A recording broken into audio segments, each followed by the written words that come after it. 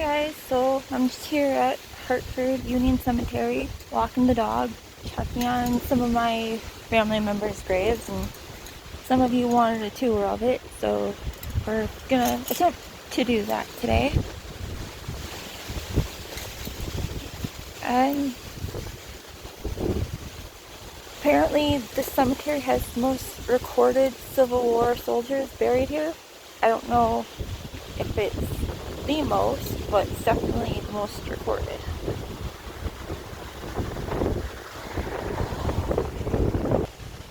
Right, so Emily Gessner, wife of George Luce, is actually a cousin of mine somehow.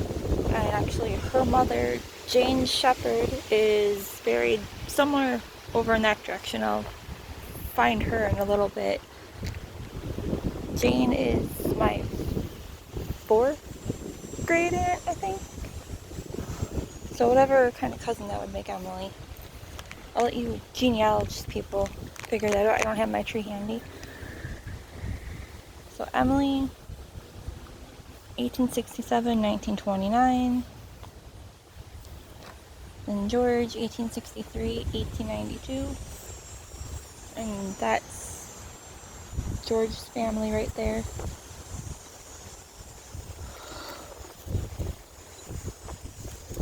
Come on up.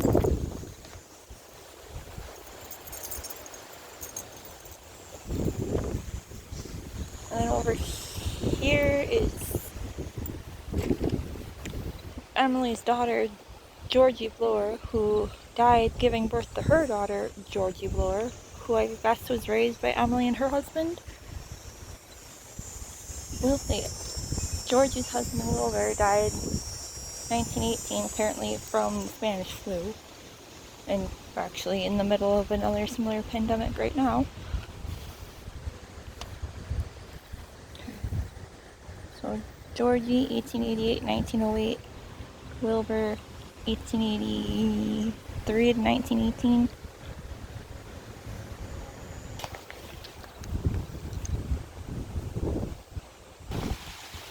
Alright, so then here's Jane's grave. Actually, her grave up until about a year or two ago had been knocked over at some point and almost completely buried, and then then one of the cemeterian guys ended up fixing it for us.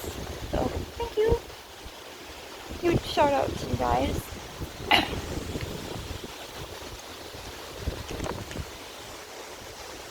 And ironically, my dad and I made almost the exact same move that her and her family made from Waukesha to Hartford almost 100 years after they made it. So it's kind of crazy. And we didn't even know she was buried over here. There's her second husband, John Shepherd, I think it was. And then that's his daughter-in-law, Emily. Yeah, Jane's first husband, Daniel Kinney, was apparently very shady and was buried elsewhere in the state. But her maiden name was Hunkins, so she was a sister of my aunt. If you ever want to come find her, she is literally right here.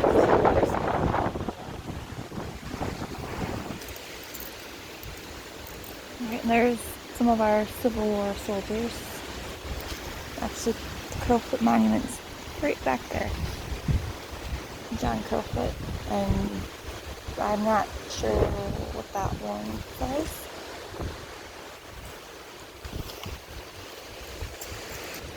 And then here's the Conrad family. Mother Mary, 1850 to 1919. Father John, 1843 to 1927. Not entirely sure what that is. So if anyone knows, let me know.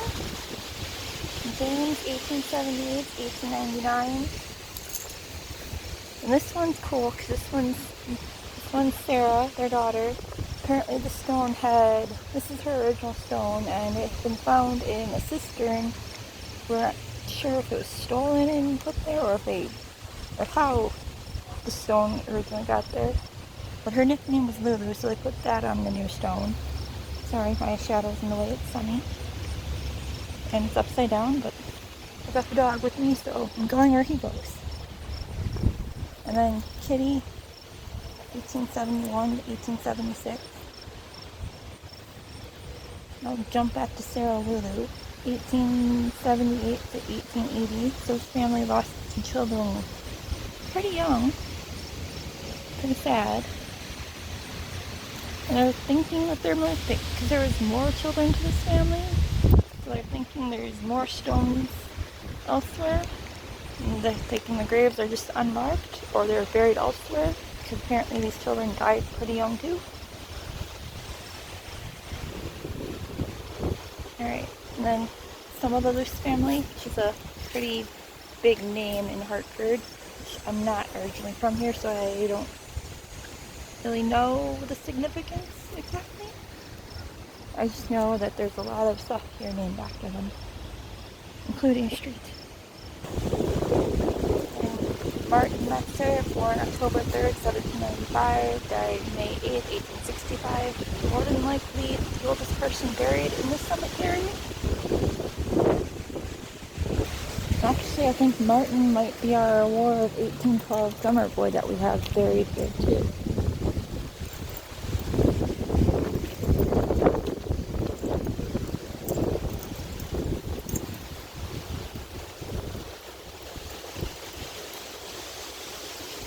Another Luce buried over there. I think that one was a child.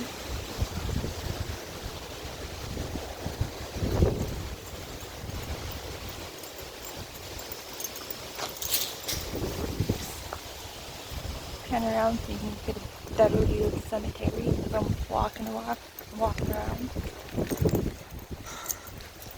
Over here is one of my favorites. We've got an unknown U.S. soldier who apparently, from what I've been able to learn just from researching this, was on his way home after the war. For whatever reason, he was walking through Hartford and got sick. And ended up dying in a hotel. Like, they took him to a boarding house, and he ended up dying, and no one knew his name. So somewhere out there, there was a family that doesn't know what happened to their ancestor, which is pretty sad, because I also have an ancestor that we don't know what happened to, other than the fact that he died in Helena, Arkansas in 1863, and that his name was Nathaniel Ross.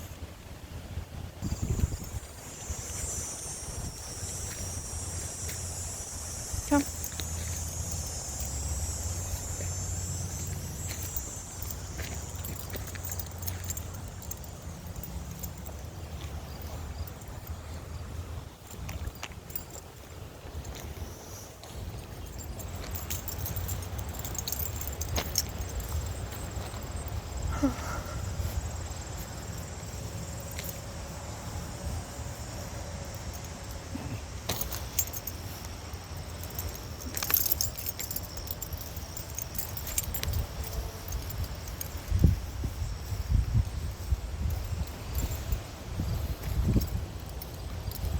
Here we got Adam Frye, born February 4th, 1842.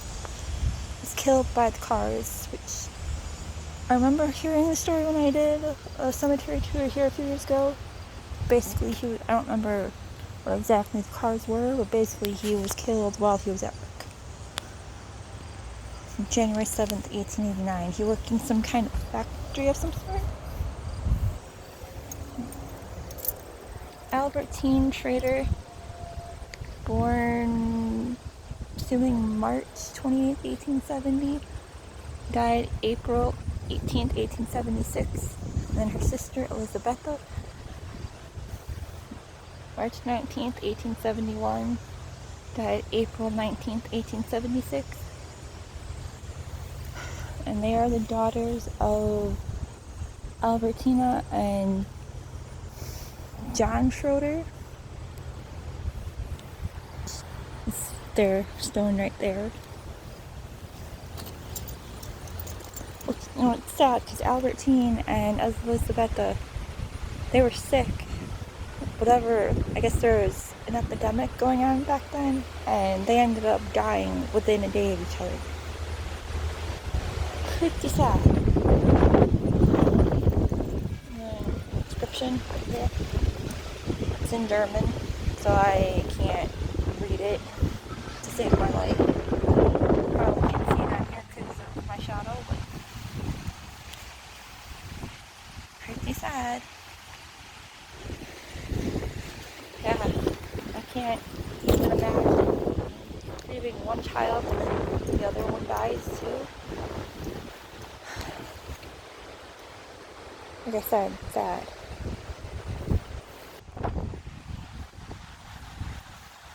Alright. I think that's gonna conclude here for today. We pretty much walked the whole thing. I will, Nelson's getting antsy to head out of here, I guess. He keeps wandering away. She's getting tired. Alright. I will definitely come back and do a more in-depth tour of it next time I'm out here though. Nelson, say bye. Bye. Alright, so I decided to come back and do a more one last pan around of the cemetery. Yeah.